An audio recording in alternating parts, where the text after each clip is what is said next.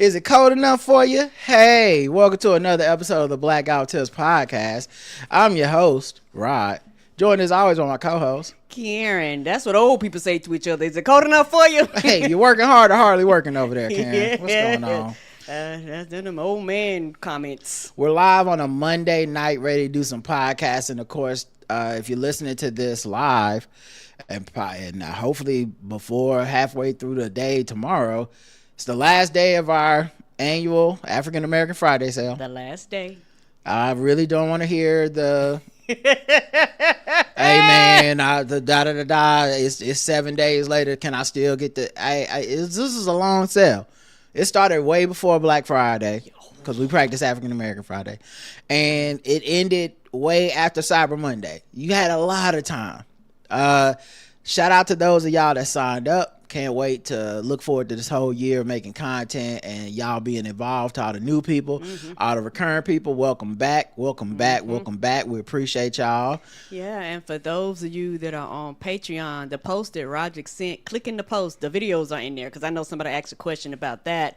When you do the post, they was like, I just thought you was telling us that the show was alert. It's like, no, yeah. If it says live tonight or whatever, like the Balls Deep live, that's you can come watch the Crowdcast. It's only for the premium folks. Yeah, it's only for the premium folks. They be up in there partying. It's a good time. So if you're on Patreon, you're like, well, how do I see the live? That's how you see the live. Yeah. So yeah, we're looking forward to all the people that are joining up. A lot of y'all decided to join. A lot of y'all rejoin. Some people cancel. Totally get it. That's what this time of year is for.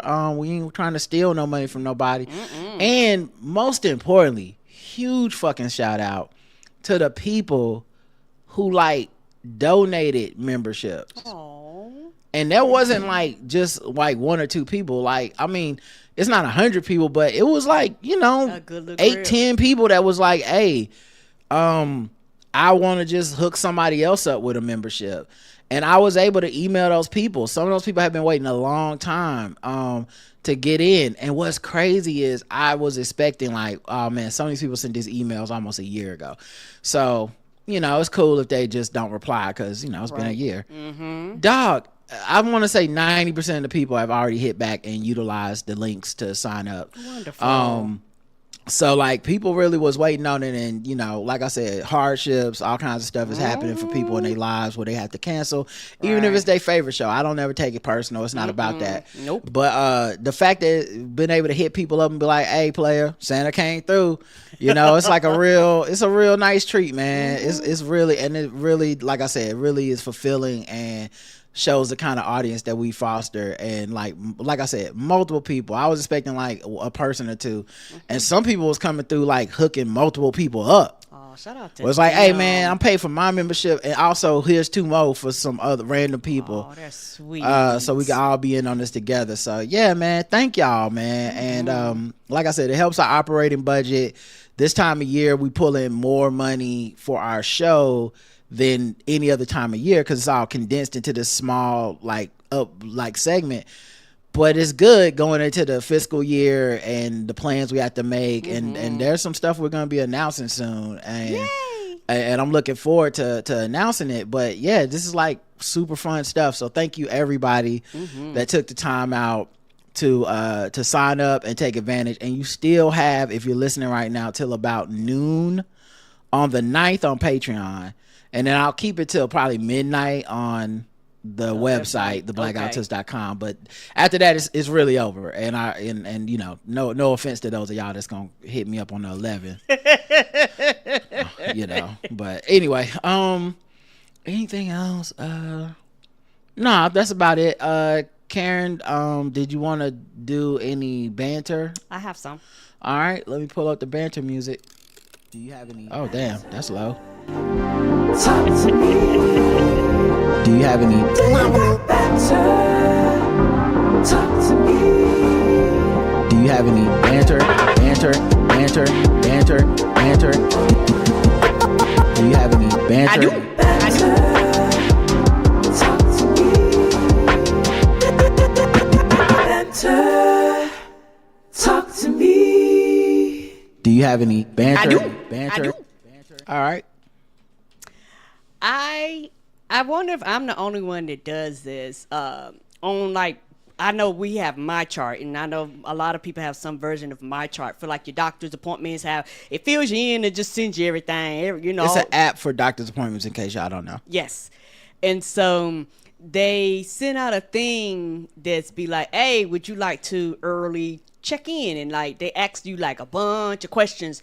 I always fill that out in advance, and I've realized it has saved me so much time, particularly, you know, if they actually pay attention to it. Because I've done it before, and depend on how they're set up, sometimes they still make you sign paperwork and things like that. Sometimes they have to, regardless, don't get me wrong, but at least you're signing like 1 or 2 sheets versus you like filling all that shit up by hand and checking boxes and did your mama have this, did your great granddaddy have this, and all those questions. And like with it at the house, you can kind of go through it, and it also allows you to save and come back. So in case you in it, you're like, I ain't got time to fill all this out, I'll do it over the course of a few days. You can do that. I absolutely love it, and I fill it out every single time. I do too. And I come in and I be like, anything else? She be like, nope, you fill the paperwork out. All right, baby. I think everybody likes it. It saves everybody time, because that's one of the things I hated about the doctor before, is you just go there and then they make you fill out information that hasn't even changed since the last time, and you know, feels like could have been a email or something. And so yeah, I like to do that. And they often, you know, I have that I don't know what they call it, but it's not people pleaser, but I'm a person that I like when people notice my effort and that I'm doing, like I'm a good student. And so you get that little like good student pat on the back of like, oh, you one of the people that actually clicked on the app and the link and filled out the thing and did the shit, and now I don't have to give you this physical piece of paper and wait 20 minutes while you come back and ask questions and be confused and shit. Yes, and they do. A lot of times they be very shocked, because I'm assuming a lot of people must just ignore the fuck out of it or don't use the app or whatever it may be. And you talking about getting a pat on the back. When I went to one of my doctors, you know how when you have a colonoscopy, they take those pictures. And the doctor was like, he was like, oh, your colon is very clean. He said, you follow instructions. So yeah, I do to the T. And so that's one of them things where it's like your effort. I got a pat on the back for taking that nasty. A lot of people don't. A lot of people don't follow instructions. A lot of people don't do shit. Like, you know, I noticed that whenever I do certain stuff, and I'm just a weirdo. I'm like I told y'all on the show. I think I said this on the podcast. I'm drawing a blank, but you know, I've never cheated on a test or anything in my life. I've either failed or passed on my own. And I'm a rule follower. You know, for the most part, yeah. You know, if I come to the movie theater, I sit in the seat I'm assigned. You know, the other seats could be open. It don't matter. You know, and for stuff like colonoscopy, they give me the instructions, and I just always think, and it's probably because I'm a worst case scenario person, not a best case scenario person. But I instead of going like, man, so many dumb motherfuckers have done this, how could my smart ass fail it? I think the opposite of like, I don't want to be the one that didn't drink the second bottle of water. Right. And so then my butthole wasn't clean as chitlins need to be. and so then I got to come back tomorrow. That was my thing. I was like, I do not want to come back. Or they going to cut out a piece of my stuff because they think like they just going to find out it was a brownie, and I shouldn't have had that last night. I should have followed the instructions and ate Jello or whatever the fuck. Yes, sir. Like, if you guys knew how many, this is anxiety, but if you knew how many times I looked at the instructions to the colonoscopy over and over and over again, it's crazy. Nothing had changed. I was pretty sure I wasn't doing anything wrong, but I would go back and be like, okay, can I have broth? Okay, I can have broth. Okay, cool. And then I'm Googling and double checking shit online. Like, okay, so which Jello can you have? So yeah, I feel you. I'd use the MyChart, and they do give you a little pat on the back. Yeah, it do. I saw a trailer for the movie Marty Supreme. I had only seen the title of the movie Marty Supreme before I saw the trailer. It's a ping pong movie.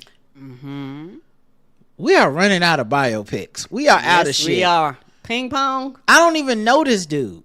Meaning, like, none of us is walking around like, finally, the story of Marty Supreme has come to the stage. We've been waiting for this one. As soon as they got done with James Brown, we knew. As soon as they got done with the Arthur Ashe biopic, we knew we would get Marty Supreme. What is left? I mean, once you're down to table tennis, guys, I mean, I feel like we've done all the bio. We've picked all the bios, okay? Let's just leave it alone. I thought this was going to be about a man who invented Taco Bell menu items. No. I said... It'd have been good. I'd watch that. Because the Mexican pizza is such a sign of innovation. The blending of cultures in our melting pot. Definitely blending the cultures. It can only happen in a melting pot that is also dedicated to infinite capitalism. Yes. Okay. Nowhere else. When the Mexicanos and the Italians came together on that, they did their big one. I like the Mexican pizza. And I said, Marty Supreme, finally we'll see the mad genius who invented the crunch wrap. And nope, that's not what it's about. It's a nigga telling I was honestly, y'all, I know it's probably great. It's Timothy Chalamet, Tyler Creator's in it. It's probably great. It's probably gonna get awards. But the way my eyes rolled when they showed like he was sleeping with some older woman, let's say Gwyneth Paltrow, and she was it started with like him in the bed, and she's clearly older than him, and it was all like kind of like whatever. It's all like, ooh, they just had sex. And she's like, Marty, you need to get your life together. And he's like, I'm gonna be the best at table tennis in the world has ever seen. And she's like, you gotta get a different dream. And I was like, this is like a parody. Like, this is like an SNL. Like, I know y'all not doing this for no motherfucking table tennis. Like, it's better win 7 gold medals. That drummer. Right. Like, I mean, I could almost get with it if they did it like Only the Strong or whatever that movie was, where it was like the American karate people versus the Japanese karate people, and it was obvious that the Japanese people was better than us and we should lose because they did invent all these martial arts. Yes, they did. And so it's like an underdog story. I think I could have got with Marty Supreme if they just showed a bunch of Asian people like training super hard in a montage in the trailer, and they was like hitting ping pong balls and the balls is like lodging themselves into the middle of oak trees. It's like, oh shit, Marty gonna have to be supreme to beat these motherfuckers. And Marty gonna be out there like Rocky, bump, yeah, bump, bump, bump. A regular Marty, he gonna have to learn some techniques. He gonna have to like hit. He gonna be hitting bowling balls with the ping pong paddle to learn how to beat these Asians. Right, he has to be tough or tough. This trailer looked. It looked corny. Anyway, I'm out on Marty Supreme, man. I'm sorry, Tyler. I know you gonna get better supporting, but I'm out. He gonna be acting his ass off. Yes, he is. Can't do it. My next one, I guess, get ready to drink. At the Hornets game. Yeah, I was at the Hornets game, okay. And I think this is one of the first times we actually seen somebody get kicked out the game live. Yeah, it was kind of wild too. It was obvious to me what happened. So we were playing the Chicago Bulls. If you guys know anything about basketball, which some of y'all don't, there's a player on the Chicago Bulls, Josh Giddey, who was accused of, especially through social media mostly, but he was accused of sleeping with a girl who was like 16 or something at the time. And then I think his thing was she lied about her age. I thought she was in like college and all this other stuff. But there's pictures around of him hanging out with her, being at a party. I think him with no shirt on and her like next to him. So it became like an online scandal that never really rose to anything offline because it was not a criminal situation. Like, police weren't looking into it. Right. The girl didn't cooperate. The family seemed like almost embarrassed, which, I don't want to assume, but either they were saying because people were like, they must have got paid off, which could have happened, or they were just like, our daughter we don't want to go through a trial talking about if our daughter willingly fucked a 20-year-old man in the NBA and then all the slut shaming and naming that goes with that, putting her through all that. And especially if she's like, I'm not saying anything happened to me that was illegal and wrong, right? Even though she's 16, and by definition, I don't know what state they were in, but by definition, we all go, something's wrong. The onus is on the adult, right? Yes, it is. So I immediately assumed this is what happened because a guy stood up and said something, and we couldn't see him from where we were at, but he's wearing sunglasses inside, and he was a white dude with like a polo on, which is like, it was giving vibes. Yeah, it was. I said, yeah, he said something over the line. And Josh Giddey stopped. He was taking the ball out of bounds. He stopped, turned around and said something to the guy and was like, get out, like, and then the security kicked the guy out. And my assumption was, yeah, he probably said something about that girl. Yeah, to make him respond like that. Yeah, and then later online the footage leaked of someone recording it, and the guy said something about that girl, and then Josh Giddey said, you don't even know anything about that situation, like you have no idea what you're talking about, get the fuck out or whatever. And so they kicked him out. So yeah, we saw somebody get kicked out. Yeah. But that was it. No. For that one. Yeah, for that one, yes. All right. How do I get a job as the person that, like, what department is it with the news where you go find the people who fucked around and then be like, how does it feel now that you're finding out? You know what? That is somebody's job. Yeah. I would like, because I don't like these, like, let's go find Trump voters or whatever. I don't like those segments, but I am petty. And I do like the comeuppance. I do like when they bring them back and be like, so remember when you was talking that shit? How do you feel now? How's that working out for you? I do like that. Like, I saw a Somali American who voted for Trump got interviewed on CNN. We're going to go the wrong way if we keep taking in garbage. The president was talking about Somali immigrants. You are Somali American. What's your reaction to what you heard from the president this week? Well, it was very dehumanizing and is very unpresidential coming from the commander-in-chief of the United States to dehumanize and to dehumanize a whole entire community by calling them garbage. And this is not acceptable by any. Now, when this man ran, he was calling Haitians garbage, Latino. He called Mexicans rapists. Yes, he did. Before he even ran the first time. None of them groups matter. That's how he announced he was running. Yes. He's been anti-immigrant the whole time, but somehow now that it's literally Somalis, it had to get to your specific type of person. It couldn't just be black people, brown people, immigrants.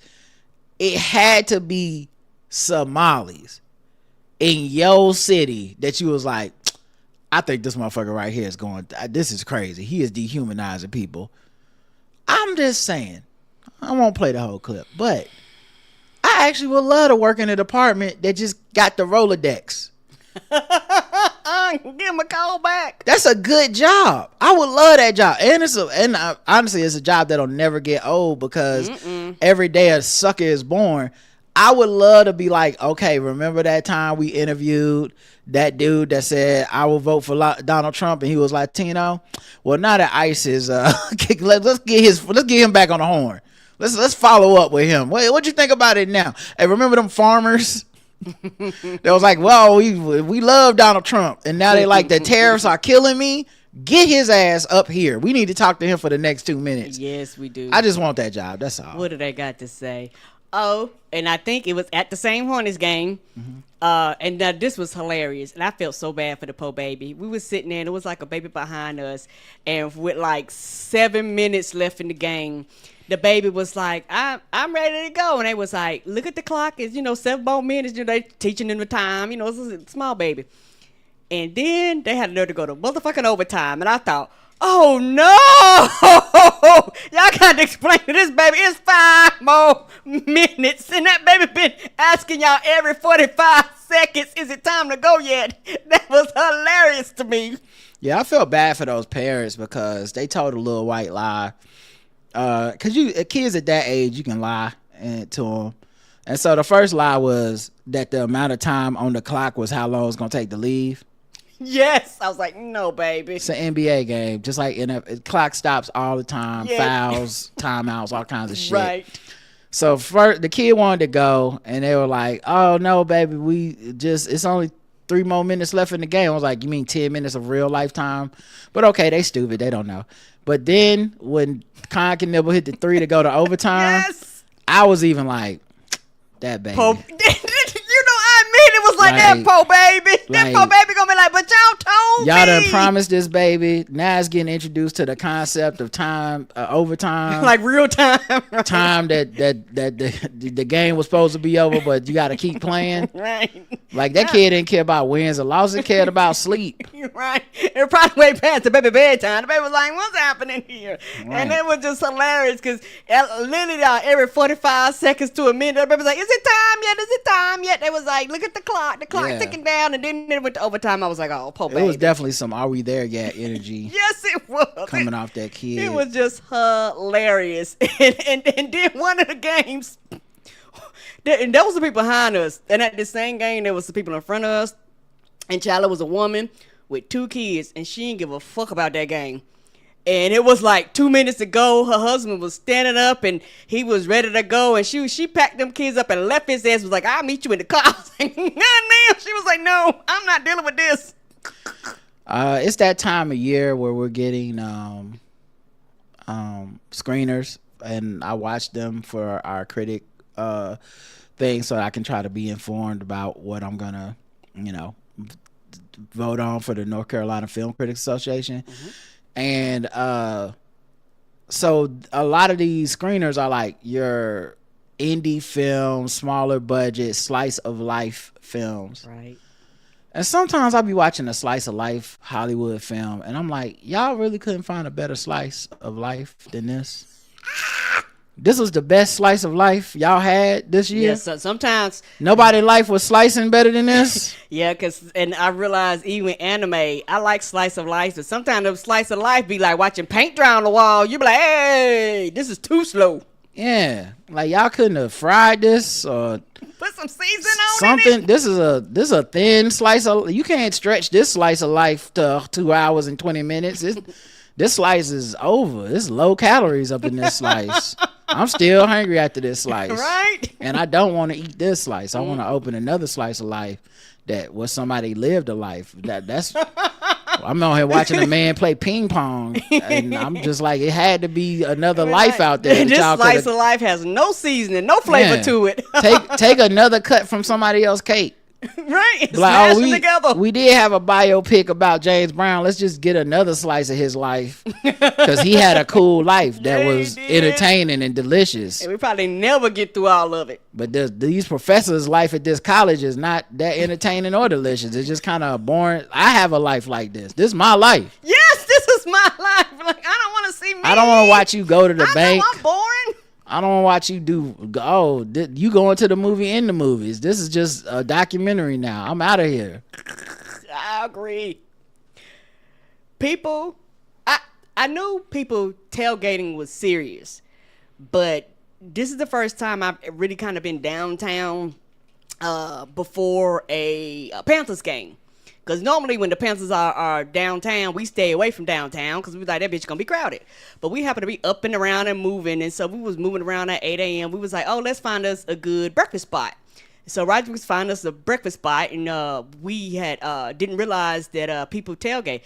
Them motherfuckers had to be tailgating like at 7, 8 o'clock in the morning. We saw a movie, I think, at 8 in the morning. And we got out close to 9 or 10, like 10 something. 10, right before 10. And the game doesn't start till 1, and there were tailgaters out at 9, 10 in the morning, just standing. Like, some were grilling and standing around waiting for people to show up. And parking, man, I thought parking at the Hornets games were expensive, but them, I guess because there's less games, them parking at the damn Panthers games is crazy. It was one of them was like $70. I was like, God damn. Yeah, I'm like, y'all in the stadium? How you gonna pay $70? If I pay $70, I should open up my door from my car and walk straight onto the 50-yard line. Right, like, $70 to park. Can I park on the field for $70? Can I get a jersey? Can I call a play at least? That's crazy. But yeah, and you know what? I bet you it's probably because they got less games. But I was like, God damn. Now football is America's religion. Like, to do that, I mean, that's church.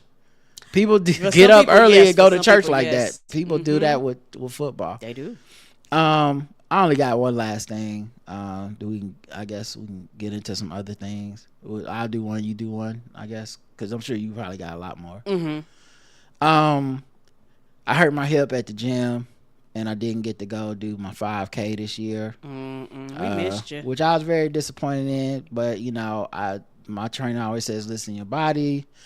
And it was hurt. Like I was trying you were limping. And it's psychologically it's hard because when you've been sedentary for so long, which I was through the pandemic, the inside voice starts being like, oh, you're lazy, you're not, you don't want it bad enough. And I think because of all the negative stuff in society, those voices get amplified. I mean, how many people's fat phobia and stuff like that is like this very angry voice towards people.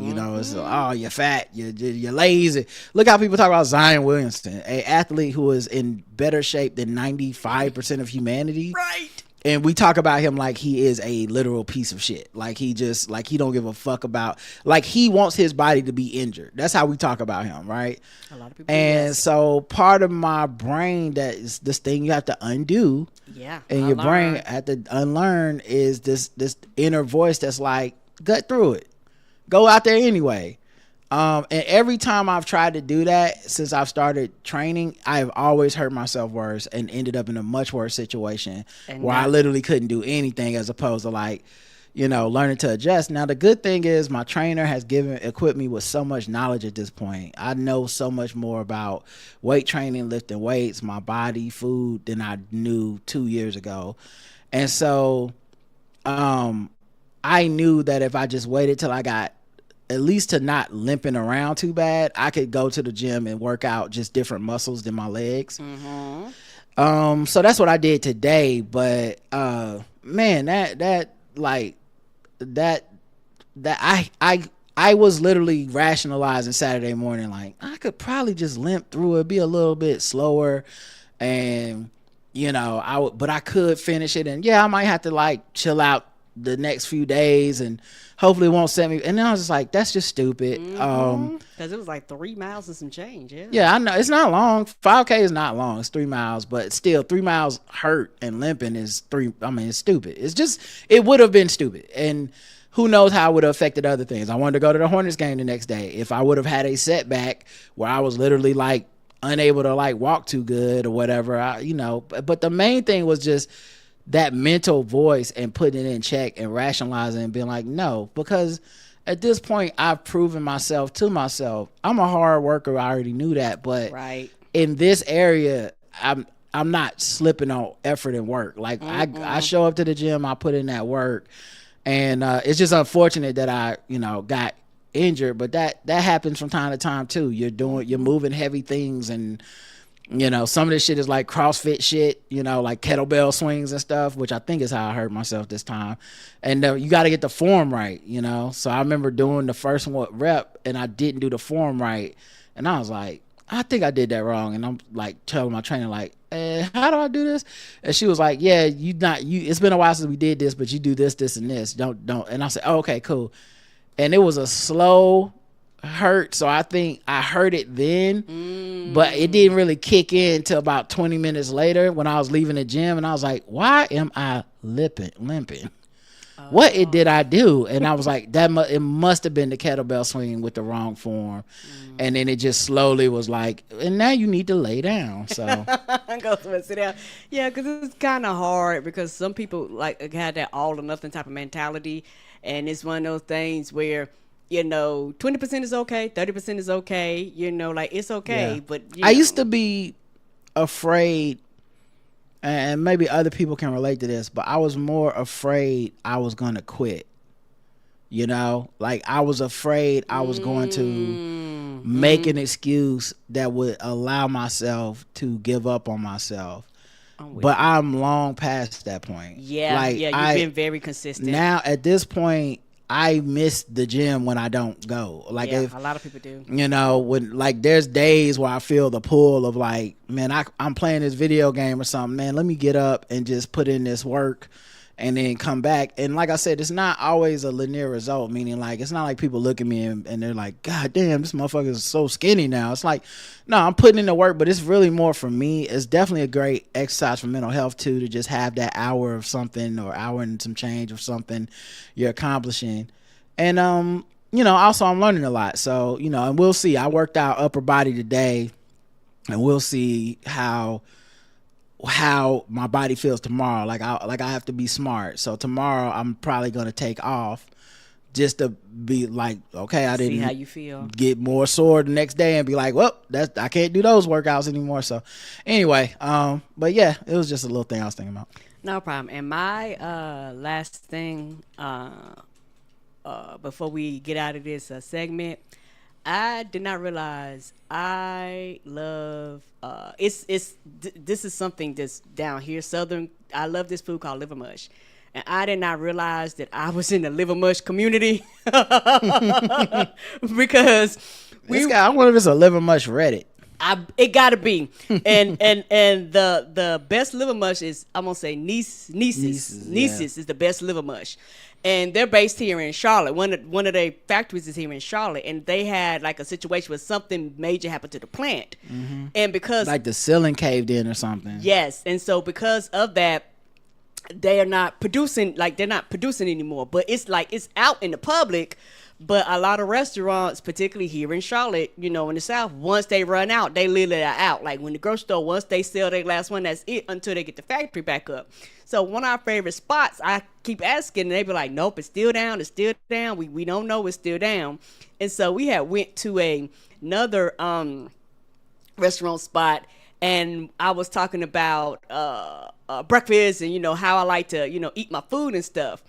And it was a white dude too. He was like, yeah, I like liver mush.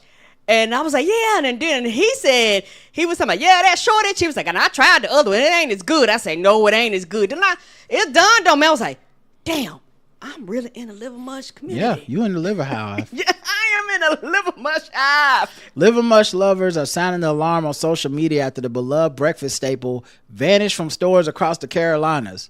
So yeah, they sounding the alarm. You're not alone on this. This is good. The liver mush community is on it. They are feeling they're gonna solve the mystery. We're gonna start a true crime podcast. Let's do it. To find do this we missing need to do liver a mush. GoFundMe to get your building fixed? Come on. Right.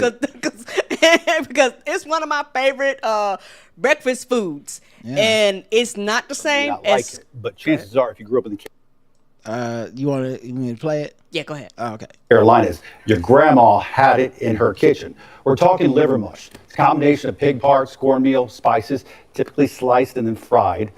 Here in the Carolinas, Greensboro was based. Nieces, especially popular, but here's the deal. In online forums and social media posts, damn, it is a Reddit. People, they are panicked. It is a Reddit.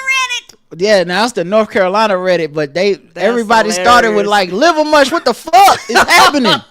We got an emergency. Yes, I'm glad I'm not alone. They are looking for it. Publix in Hickory always has the sausage. Publix, so it should be around $15 to $20 or so. Probably a joke. Let me tell you, they made a joke about liver mush costing $15, $20.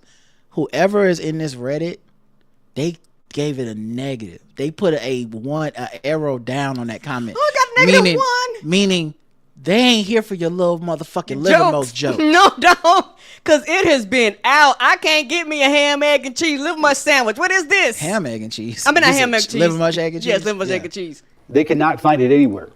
Just check the website to see who might carry it near you, and there's a website. It said that would be too easy, badass strangers on the internet, so now they're getting sarcastic. They report store shelves are empty. So? Someone said it may be digital, but it's still a community. What? Yeah. Asking a stranger on the internet resulted in gaining knowledge that the website list where it is sold. It may be digital, but it's still a community. Right? Empty. Stop being unhelpful, you asshole.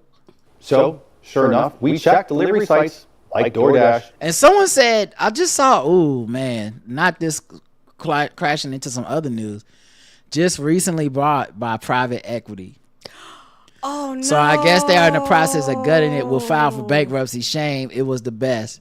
I so hope this isn't true. Me too. But man, if private equity got liver mush, dog. First of all, what can you even get out of that private equity? What can you get out of it? What are you doing? There's nothing there for you to. You just being a dick at that point. Right, fucking up people's breakfast. Right, you gonna resell the plant? Like, what are you getting? So, sure enough, we checked delivery sites like DoorDash, Instacart, Uber Eats, and they're out of stock. Lisa did it sitting right here at the desk. Sure did. Checked them all. Niece's website also says they have nothing in stock. So we had to get to the bottom of this as your local news team. Thank you, And local we news called team. Niece's. A spokesperson declined to comment when we asked about the liver mush shortage. Well, I'll call them then. Damn it, I'm calling them tomorrow. I didn't think about that, but I'm gonna be like, I'm going to their store. I know where it's at. I seen it in Charlotte. I seen it. I'm gonna drive up there and park on the lot. Like, hey, what's happening? It's probably gonna be a long line of people waiting. And here's the thing: this company has been around, and we're not pointing it out, but more than 100 years. And as you said, you might not like it or might not eat it, but you know about it. You definitely know about it. You've seen it in your grandmother, your aunt, somebody's refrigerator. And there's liver mush and there's liver pudding, which technically I think there's a slight difference. There it is. Yes. It is a Liver big pudding difference. is smoother. Liver mush has Give me the mush. grains in it, I believe. So, Okay. All right, they was freestyling at the end, but yeah, the liver mush harvest. The community is we in disarray right now. Okay, I am so glad I'm not alone, because when that white dude brought it up, my brain was like, oh my gosh, if somebody else understands my pain. And now some places, I'm assuming people must not order it as much, because some places you go to, they actually still have it. Because Roger went somewhere and I seen it, I was like, they probably ain't got it. Roger ordered it and they had it. I was like, oh shit. Yeah, I don't know how to, but who knows? That probably wasn't the right brand. You know, they probably got it from whoever the other one is that got the liver mush brand. But all right, y'all, that's it for the banter segment. I guess we'll do a little bit of politics till we get mad. Let's see. I didn't know she was black until a number of years ago when she happened to turn black, and now she wants to be known as black. People have got to know whether or not their president's a crook. Well, I'm not a crook. I've earned everything I've got. There's an old saying in Tennessee, I know it's in Texas, probably in Tennessee, that says, fool me once, shame on you, shame on you. Fool me, we can't get fooled again. Tell you what, I don't know about you, but I'm going to go to bed. Supreme Court is in session or about to be in session, so there's some big rulings they're about to come down on. They already came down on the gerrymandering case in Texas and said that Republican map where it gained seats for Trump and the Republicans is totally legal. Now, I will not be surprised if when they get one of the blue states that has made their map, They gonna say it's say illegal. California or somebody like that, made their map so that it's more beneficial to Democrats. I will not be surprised if this Supreme Court somehow finds a way to rule against that. Right. While saying that the Texas one was totally fine. I'm just prepared for it, prepare for the worst, Me too. hope for the best. But I don't expect this Supreme Court to be held to tenets like not being hypocritical. Right. So one of the other things they're talking about hearing is his birthright citizenship ban, where he's essentially revoking one of the constitutional or amendments, 14th Amendment, where if you are born in American soil, you're a citizen. It's also how black people got citizenship in America. Yep. And so, yeah, I will not be surprised if they rule in his favor on this too. I 100% agree, and so this is one reason why I've taken it seriously. I've always taken him seriously. I've always said that he's telling the truth, or whatever he says he's gonna do, it can be worse. Like, I never thought it was a game. I never thought it was a joke. I never thought he was funny. Like I have never did any of this, and it's very, very frustrating for me when you see your own people act just like or just as bad as the white supremacists with their nationalism, thinking that they're quote unquote above. And I'm like, nigga, you on the list. The fuck is you talking about? Like, Like I don't understand why you're looking down on another group because you think you're above them. You're not. We're all in the same boat. And I think a lot of people, and I personally think, like, we've always had people like that. And this is just my opinion. I think that the pandemic sped and it caused a lot of people to go down these rabbit holes. And when they went down the rabbit holes, they just got lost in the sauce. And I think a lot of people are to the extreme of things.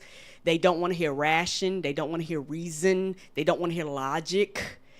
You know, a lot of people are literally disconnected, like from the reality of what's happening. And a lot of people, they don't believe shit unless it comes knocking on their door.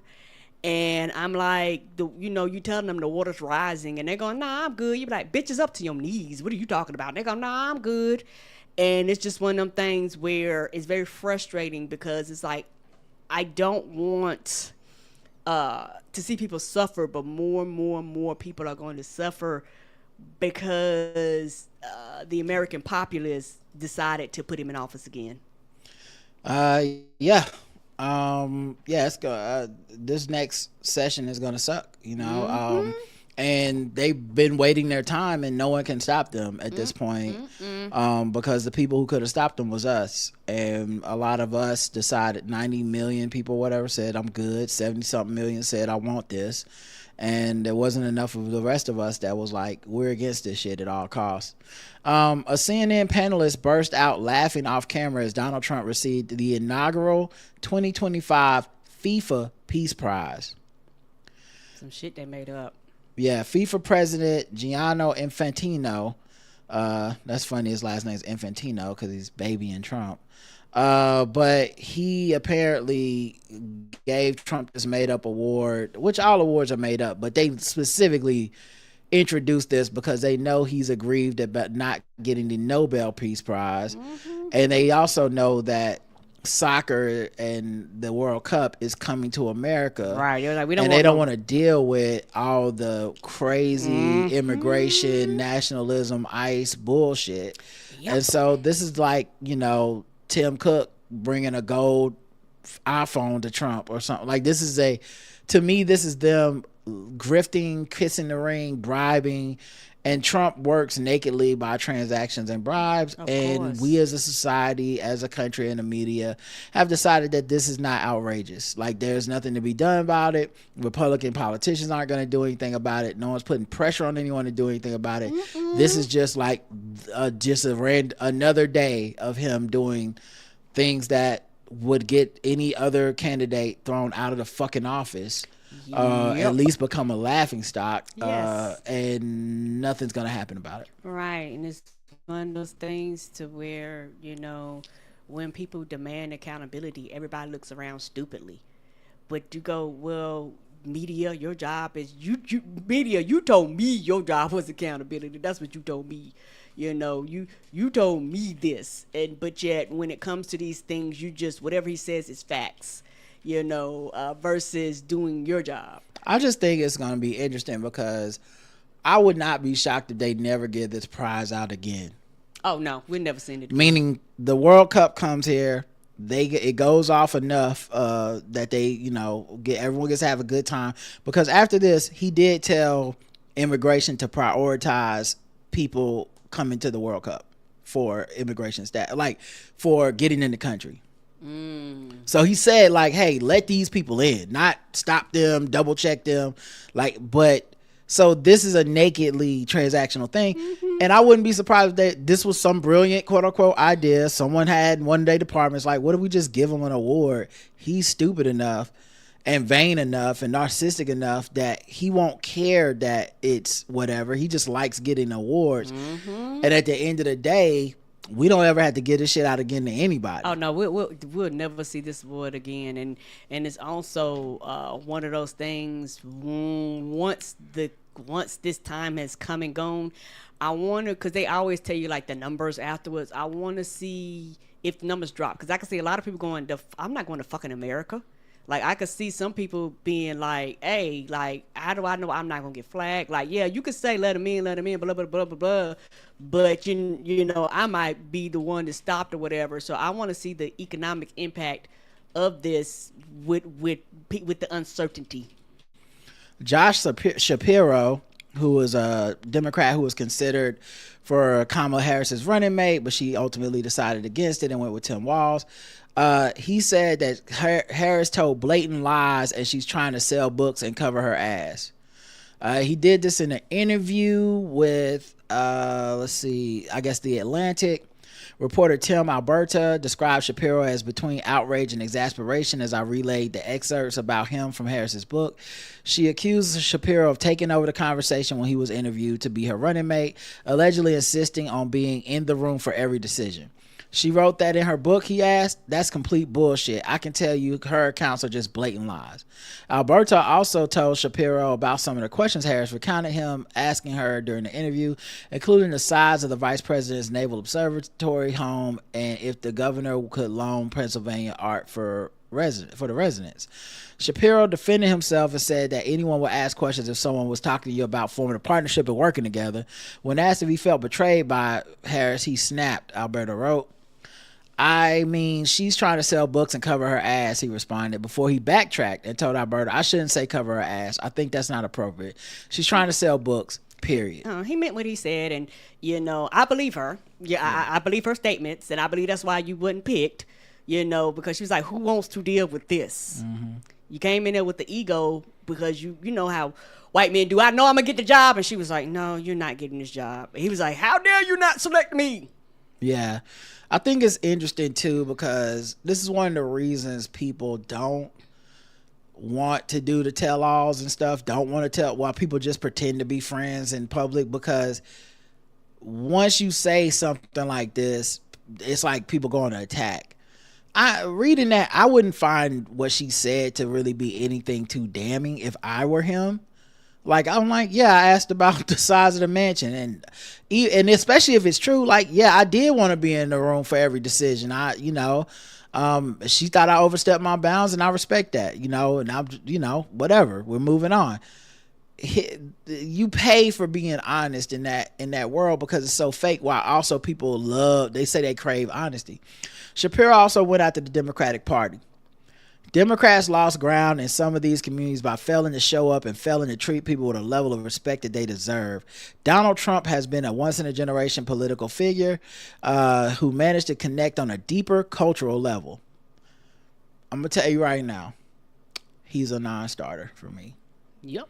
If he somehow makes out primary, if he wants to run 20, fine by that. I mean, I'm not a fucking anarchist, but I don't think anyone talking like this is going to win an election in 2028 if there is one. I just don't think this idea of we're going to get the Donald Trump voters, we're going to reach them through our messages as Democrats is just completely denying why people voted for Trump.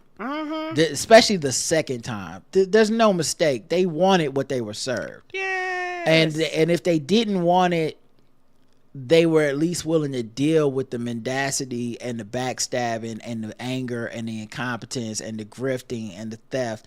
They were willing to deal with that to spite the people that did vote for Kamala Harris.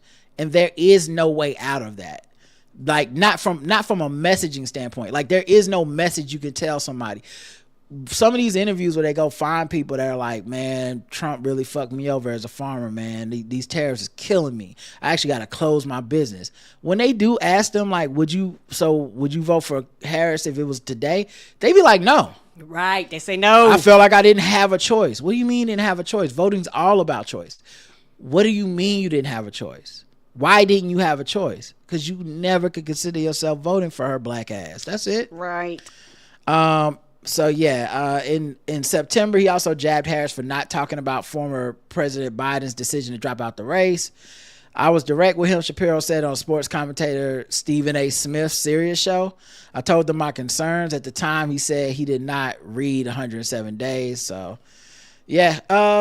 Anyway, Josh Shapiro taking shots at Kamala. You knew that, he was going to feel a way about it. Let's see. A jury declines to indict Letitia James again. Right. Stop it. Leave that woman alone. Less than 2 weeks after the first case was dismissed, they're like, there is no here. Okay, this mortgage shit, it won't hunt. We know what you're doing. You're blatantly trying to use your office politically to target somebody you don't actually have a case against them. And I think what is interesting here that I haven't heard anybody say, so maybe maybe I just haven't listened to the right things. But you know what I find interesting about this? If Donald Trump were telling the truth about Joe Biden and the Democrats politically targeting him, why is it so hard for him to target people back? If it's so easy, just Joe Biden just hits a button and goes, hey, I don't like this guy, go get him. If it's just that fucking easy, how come he can't do it? He just keep running into like, no, hey, a jury will, they'll indict a ham sandwich. No, apparently they won't. Apparently it's not kosher when it come to some of these people he's trying to get. So I just think it's interesting to see this happen in this way and not no one's acknowledging like, well, that means he's full of shit. It's like the election was stolen. It was and then you never caught anybody. There's never been evidence. There's never been proof. You said it was stolen. It's obvious it's stolen. I will get everybody that stole this election from me. How come there aren't people waking up to this shit going, oh wait, you did say that and you never got around to doing what you were supposed to do about that. Didn't you tell us this shit was full of shit? And also before you go on and maybe the way my mind wraps around it, the same people that was up in arms and in an uproar and talking about freedom of speech and all that stuff with Colbert, with Kimmel. Okay. Where are you about this? Because this right here is even the worst. This is more egregious. Not trying to be funny than him losing his job over that. Like this right here is more egregious. Y'all not mad that he keeps targeting the same person over and over and over and over again? Right. And these are the things for me that upsets me about the populace. Because it's like, hey, real shit is happening. Real shit that you actually need to be mad. You actually need to be protesting about. You actually need to invest your money into. You actually need to support. That shit motherfucking crickets. But, a celebrity, not trying to find it, would have been all right if he'd have lost his job. Right. I feel bad for everybody connected to him, but he'd have been all right. Y'all was in an uproar. You would cancel your subscription. Your motherfucking goddamn voice was heard like never before. Well, then these are the things that your voices need to go to, too. Like for me, these are the things that kind of irritates me and make me upset. Well, I think also it's easier to boycott Disney than like, what do you boycott for? Donald Trump won't stop indicting Letitia James. Like they don't feel like their voice can be heard, because most of the people that are going to boycott Disney are probably on the pretty liberal side. They probably do vote Democrat. They probably do speak up on social media issues, social issues and stuff. But this is the problem with these people being in charge, because when they're in charge, your one time to object is really at the ballot box. I mean, the No Kings March is full, like it's everywhere. In Charlotte, when ICE came, the training class at the church that was like, learn how to deal with ICE in your community, you couldn't get in. So there are people that are activated by this stuff that are very vocal, but yeah, it does say something about what you feel you can have an effect on, because right now people, I think, feel powerless when it comes to these things. Like, I'm not saying they're powerless, but these are long-term fights. Like, to fight this, what you actually need is probably, like, you're hoping that judges and people hold the line, but what you would really need to do is elect somebody else. Yes. And when they come in, they will be like, get the fuck out of here. You can't do this job. We're not putting real estate lawyers in charge of legal, speaking of which, Alina Habba resigns as New Jersey U.S. attorney after the appeals court defeat. After a 3-month battle over the legality of her appointment, Alina Habba has resigned from her position as acting U.S. District Attorney in New Jersey. She announced her resignation on social media. She will remain serving as senior advisor to the Attorney General for U.S. attorneys. The resignation came after a protracted legal fight about whether she could serve as U.S. attorney role without Senate confirmation. Like they probably got laws that Senate got to do this, and they was like, nah. They was like, no, bitch, Senate got to do this. If Senate don't do this, you can't have this job. Yeah, and I wonder if the next step is going to be Trump and his folk actually trying to take this to the Supreme Court. Because one of the things they're ruling on this week is, can he fire people who are appointed to these nonpartisan positions, and this, I believe this Supreme Court will let him do that, because he's done it already. He's fired people and then they fought it and they're going to court. And I think everyone that believes in the ethics of the Supreme Court is just a fucking fool. They will allow him to do it. I think they will too. I think something like this, where to get around Senate confirmation, he will make people only appointable to him and his will. I would not be surprised if they use the exact opposite logic, because the logic they have for him to support him right now against people who are in these nonpartisan positions that he wants to get rid of. Like, I don't like that Jerome Powell is raising the interest rate or whatever. I want to fire him, basically. Right. He's trying to say the goddamn economy. Right. And I think they want to allow him to do that. And their reasoning is, well, these people aren't accountable to anyone because they're appointed and they're just like, who do they report to? So we're going to make that so the president will be stepping in when these people don't do what he tells them to do. Okay, cool. When this happens the other way, and someone like Alina Habba, who hasn't been, who should be accountable to at least being confirmed by the Senate, the bare minimum, I believe they will go, no. If the president wants somebody to have a job, they should just have it. They don't need to be accountable to the people or to the Senate or to they don't need to follow the laws. Yeah, I will not be shocked at all. So there's more we could do about this, but I mean, who wouldn't be mad? Who wouldn't be upset at this point? I'll save the rest. Let's try to do something a little different. God, these are all. You know what? Let me see. There's gotta be something. There's gotta be something. Let's go to. No, that's not. Jesus Christ. We got white people news. You know, we said we would do a short show. Let's just do Guess the Race. Do Guess the Race. Yeah. This is on me. Okay. I'm about to say it's other things. Nah. We got a guest coming tomorrow, and there's certain articles I would like maybe possibly talk to them about. Okay. I don't know. We'll see what they talking about. Well, it's a new person for us, so we're gonna be filling them out. And if we fill them out, we might get to some of this pop culture shit. Yay. So yeah, Guess the Race is where we're gonna go.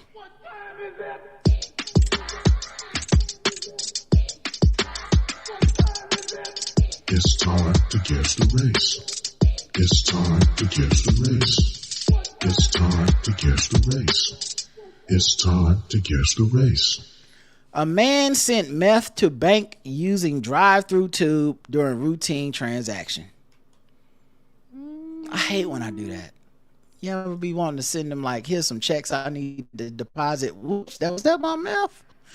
An Ohio man was recently arrested for sending a baggie of meth through a bank's drive-through pneumatic tube. You know, they opened that up. They was like, the fuck is this? Right. Wait a minute. I can't count this. What is this? Thank God it was still in the bag. It didn't just open it up in a dust of meth. And bust up in the room, make everybody sick. Jason G. Smith, 46, was booked on drug-related charges earlier this week. He's probably high when he did it. That's how he lost the drugs. Right. I wonder, that's got to be embarrassing to hit the intercom button for that. Hey, I sent a little something I didn't mean to send through there. Or maybe he meant to. He's like, there's a little tip for you. You've been doing a good job. It's the end of the year Christmas bonus, and I'm paying yours in meth. Child, everything them people do is recorded. So, child, that's their drugs now. This happened in Woodsfield, which is, what state is that? Columbus. So it's 120 miles due east of Columbus, Ohio, I guess. On the day in question, A bank employee called deputies to report finding a crystal-like substance consistent with methamphetamine in a baggie that had accompanied a transaction sent through one of the bank's air tubes. Subsequent testing determined the substance was meth. Over the course of the ensuing They investigation, got your information. You said your license, and Right. your driver's license, but they know where you stay. when they pulled out their phone and took pictures, he had to know. Over the course, did he just get home? Yeah, he can see him through the glass. Yeah, maybe he got home and was like, where's my meth? Where did I put my meth? I bet you tearing the house to pieces looking for it. I had my meth with me when I went to the gas station because I remember I did some at the gas station. Then I got my stuff from the laundromat. I did live in Mo. So I'm sure I had it after the laundry. So was it at the bank? Nah. But yeah, he sent the package through the drive-through while completing an otherwise routine banking transaction. Yeah, but how excited was he? I need to deposit these checks. No. Hurry up, man. Was he like brushing his car window with a toothbrush? Later, Smith was located by police. After the defendant was detained, deputies were called, and with the use of a police dog, they recovered additional suspected drugs and drug-related items from his truck. So his charges have not been made available yet from the Monroe County Sheriff's Office.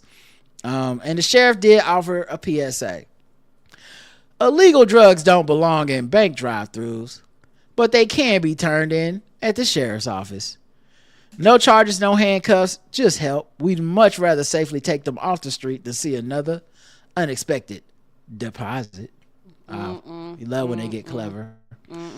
Sir, I'm not giving you this. You can kill my high. I take this. You arrest me. No, thank you. Well, he's saying like if you find drugs, like you just want a teller at the bank, you can call them and say, "Come get these drugs." Okay, yes. I'm definitely. That's gonna what do they're that. saying. Yes. Jason Smith is his name. Karen guessed the race. Oh, white. Karen's going with white. Let's check the chat room, see what they believe the race of this man is. He's gonna be the only one that forgot his mouth through the bank teller. White. Merry Crystal Methmas, white. Yeah, shouldn't it be Methy Christmas? Filled out a deposit slip and put the meth in the envelope, white. Forgot that was on me, white collar crime, ice baby vanilla, white. I didn't know I couldn't do that, white. This be just giving it out, white. The correct answer is everyone said the same thing and you got it right.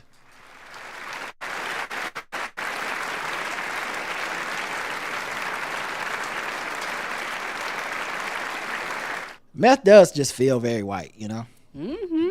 Hope he gets the help he needs. Me you hate too. To see it. You hate to see it, guys. Speaking of hating to see it, let's go to the next Guess the Race, because people are still doing stuff out here. How about this one? Twerking police officer sacked for groping colleagues at a party. Oh! Mrs. Officer, indeed. A female police officer who groped two colleagues at a drunken party has been sacked. PC Pamela Pritchard, 29, thrust her hand into a male colleague's groin twice and later sat on his knee and kissed him after drinking at a leaving do at Carnarvon Rugby Club. This happened in March 2024. The North Wales police officer also grabbed a female colleague's breast after twerking on the dance floor and later tried to kiss a senior colleague. She was having a time. All right. She said, "Listen, I'm gonna have a good time at this party. I don't care if y'all is my coworkers." Shout out to they police being different than ours. They turned her in. Yeah, they did. In America, I remember this happened. This shit became like an orgy. Yeah, top Everybody story. was fucking that lady. Yes, they was. Lady was giving everybody some. I was like, oh my God. No good people was in this department. Nobody was like, ma'am, I'm married. The panel at a misconduct hearing in Cowlin Bay Conway found all the allegations against her were proven and that she had breached the force's standard of behavior. They had it on tape. Somebody recorded. She also, as a trainee in 2023, she joined in 2023. She also, though, admitted her drunken behavior was inappropriate, but she denied that it was gross misconduct. She's like, I'm pretty attractive. It wasn't gross at all. Okay. It was actually pretty sexy, if I must say so myself. She previously told the hearing she was mortified at seeing footage of herself so they did record it on CCTV and remembered little of what happened at the party. The 4-day hearing. She was lit. Right. 4-day hearing. Why? How much footage was there? How much twerking did you do, ma'am? Why was it just 10 minutes? Hit play. Let's go ahead and judge this one. Is she twerking or is she not twerking? Is she grabbing dicks? She's not grabbing dicks. Did she grab them titties? She grabbed them titties. She's kissing people on the mouth. Right, what is happening Okay, here? can we go home? 4 days? No. Like, who the fuck was her lawyer? Johnny Cochran's ghost? So, are we not a nation of laws? Right. Among them was PC Pritchard, another male officer identified to the hearings as Police Constable B. PCB told the hearing on Monday he and another female colleague were at the bar when PC Pritchard went out of the blue. PC Pritchard grabbed me below the belt, put her hand on my genitals outside my clothing. He said, to no extent was it appropriate. I felt kind of humiliated at that point. Right. He added that she did the same thing again later when a group of officers went outside to the smoking area. She grabbed my genitals outside my clothes. I distinctly remember her squeezing them. Oh, no. Yeah, I remember. Shout out to all the horny men that are like, oh, I wish somebody would squeeze my dick at the party in front of everybody. Now when you don't want it. Yeah, also, like, for the vast majority of y'all, you're not who you think you are. No, you're not. You would just be weirdly embarrassed in front of everybody at the job. I remember her putting her hand around my neck and kissing me on the lips. He said it was not appropriate. This is in public. Her behavior was becoming more and more acceptable. The hearing shown the CCTV from the rugby club showed PC Pritchard twerking on the dance floor in a series of suggestive dance moves. A female police officer, identified only as Police Constable A, said PC Pritchard came up from behind me, put both her arms around my neck, then put them under my armpits, grabbed my breast, and squeezed them. You are a cop. Oh, God damn. You a cop at the cop party. How much did they have to drink? Wow. My behavior that evening was inappropriate. I've never acted like that before, she said. I'm absolutely mortified at what happened. I don't recognize the person I see on CCTV. All I can do is apologize. She broke down in tears saying, I feel I've let the police down and I've let down myself and I've let down my family. She also said she had panic and nightmares and felt people thought I was a sexual predator. So she was very upset with herself. She also has been doing voluntary work while she's been waiting for the hearing and kept her fitness levels up. This is a genuine motivation to keep serving the community. So she wants the job back. Karen, guess the race of PC Pritchard. PC Pritchard. Yeah, Pamela Pritchard. I because they use twerking, I'm gonna go. But they had the fucking rugby club. I'm gonna go white because they had the rugby club. Like, okay. Not unless this was the lone black officer in there. Okay. I don't see us going to the rugby club. Wannabe, but not necessarily is Pog White, says Emil. That's what y'all think. It was she was out there pogging it up. Pog, P-A-W-G. Badass white girls. Sounds like the revamped version of Police Academy White nonsense. She picked up the meth from the last article White. Hot Fuzz 2 White. Drink ain't at the office party, mediocre milk meter maid. She said, I am the White Claw White. That's hilarious. Everyone said White. You're all right.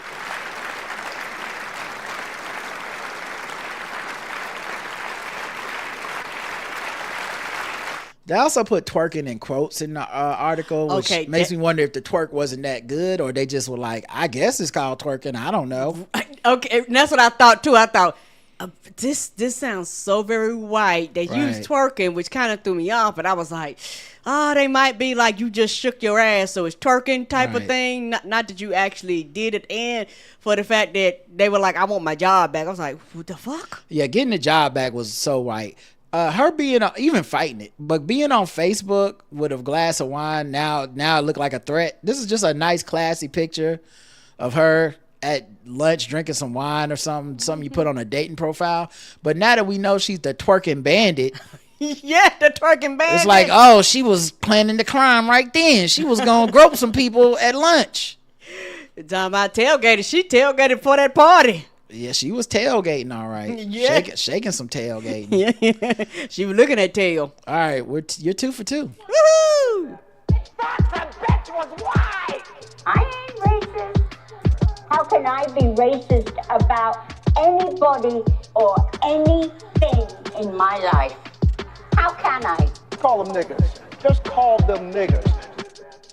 It's time to guess the Gold race. teeth, gold chain wearing, fried chicken and biscuit eating, monkey eat baboon, big guy, fast running, high jumping, spear chucking, 360-degree basketball.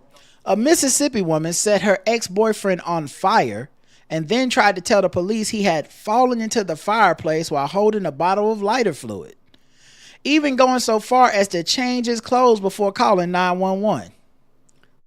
What? I heard of holding the torch for your ex, but this is ridiculous. Right. The injuries this victim suffered were horrific and some of the most severe we've ever seen, said the district attorney, Bubba Bramlett. It's got them high-degree burns. Bubba Bramlett. Let's keep in mind this is Mississippi. Yeah, this is Mississippi. The district attorney is named Bubba Bramlett. And Bubba could be anything. Bubba could be black or white. He was announcing the sentencing of Kalina Stubbs, 51. Stubbs pleaded guilty to the felony charge and was sentenced to serve 20 years in prison, which is the maximum amount of time allowed. Woo, they were like, you getting all these years. While her ex did survive the attack, Bubba said the injuries will affect him for the rest of his life. We hope that this sentence gives him some sense that justice was been done. According to prosecutor, Stubbs called the police January 16th and told them that her ex-boyfriend had fallen into the fireplace at his home. When they arrived at the victim's home, they discovered the victim was severely burned all over his torso, upper arms, and face. Investigators immediately noticed his clothes were not burned and questioned Stubbs about it. She admitted she changed his clothes before calling 911. What? That's a totally reasonable, rational thing to do. And I can't imagine the pain. Right? Woof. I'm burned all over my body. You like, okay, but hold on, put on this corduroy jacket. No. Officers noted that there was... My skin is singed and probably melted into the clothes that you're ripping off my body. Bitch, what's wrong with you? Officers noted that there was an open bottle of lighter fluid on a mantle that did not appear to have come into contact with an open flame, and immediately began to suspect she was responsible. Oh, you don't say. She's like, he fell in there holding that lighter fluid, and they're like, the lighter fluid that's on the mantle and not burnt in any way? Does it have don't even have soot on it, ma'am? Get out of here. When he finally regained his ability to speak, he indicated that Stubbs had doused him with lighter fluid and set him on fire while they were arguing. This was consistent with the burn locations and patterns on his body. She's been ordered to serve her sentence in Mississippi Department of Corrections. She must serve all 20 years. Karen, guess the race of Kalina Stubbs. I'm going to go Kalina Stubbs is black. Karen's going with black. Mm-hmm, so you saying she like it well done? Apparently she does. Okay. Because they like, you're going to serve all 20. Now then you ain't going to be able to get good probation. Black, and she would do it again. I think she would. Black. Did not watch enough Snapped. Black. The premeditated murder version of tripped, fell, landed on a dick. Black. Biting blue. Black. I don't know. I don't get the reference cast always. That's my fault, not yours. The correct answer is black.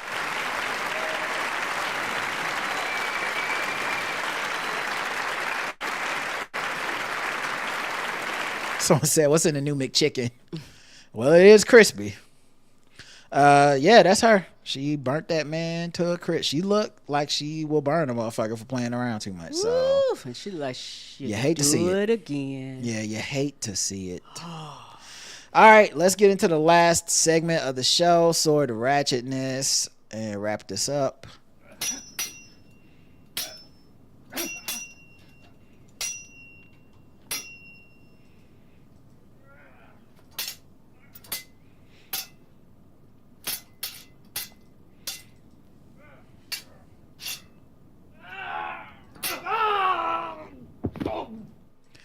North Charleston, South Carolina. North Charleston police have arrested a man for swinging a sword in the neighborhood on Thursday. Oh. Joshua Dorman, 47, was arrested and charged with aggravated breach of peace and threatening the life of a public official. Officers were dispatched just before 4:30 p.m. to Spencer Creek Woods neighborhood after several callers reported that a man was swinging a sword and a hammer. The sword and a hammer. Be Thor or be a ninja. Pick one. Yes, pick a lane. This caused several residents to distance themselves from Dorman, ideologically and physically. The first officer who arrived at the scene saw Dorman swinging a 3-foot-long medieval-style sword, Police say Dorman surrendered without incident after stabbing the sword into the ground. No injuries were reported. He was transported to a detention center. The incident remains under investigation. Guess the race. What's his name again? Joshua Dorman. I'm gonna go white. Karen's gonna go white. The correct answer is, this is a bonus one. Mm-hmm. He was black, Karen. You missed it. I'm not gonna boo you because it was bonus. Okay. I couldn't believe it myself. With a name like that? Right? But you never know, guys. But he looked crazy with that beard. He got hit in the head at some point too. What is happening? A lot is happening. Yeah. There's a lot going on with this man. Let's get him some help, guys. Let's get him some help. Looks like he got kicked out of karate school. Yeah. Right. He failed. Yeah, he did. Because obviously he didn't the hurt master anybody. of the dojo was like, no, sir. Yeah. Like he didn't injure anybody. The tomorrow we'll have a guest at 5 p.m. live Crowdcast, Mary Houlihan. So we'll get to talk to her tomorrow, her first time on the show. Looking forward to that. And until next time, I love you. I love you too. Mwah. Bye everyone.